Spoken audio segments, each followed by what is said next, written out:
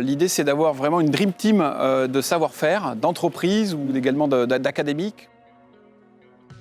Marc Lafoche, je suis le gérant de la société Énergie de la Lune, qui est un bureau d'études en océanographie opérationnelle et qui, comme son nom l'indique, est assez partisan de l'énergie des courants. Et en 2016, nous étions à l'origine de la création d'un site d'essai d'hydroliennes.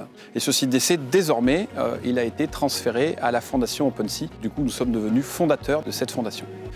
L'idée, c'est d'avoir vraiment une dream team de savoir-faire, d'entreprises ou également d'académiques qui opèrent ces sites. Et je crois que l'idée initiale, c'était vraiment d'associer toutes ces compétences pour être le plus efficace possible, pour accélérer les essais à la mer de ces différentes énergies renouvelables qui ont évidemment besoin de faire de l'expérience en mer, d'accélérer leur développement pour être au rendez-vous de la décarbonation de notre vieux continent notamment ou ailleurs.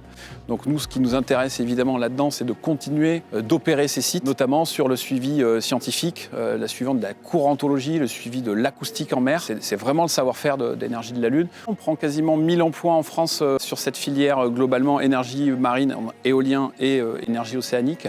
Et ce développement, il est aussi à mettre en parallèle avec des investissements évidemment du secteur privé, mais aussi du secteur public, notamment du côté des infrastructures portuaires, parce que pour accueillir cette filière, pour la construire, il faudra avoir des infrastructures à la hauteur de nos ambitions pour évidemment réussir ce beau défi.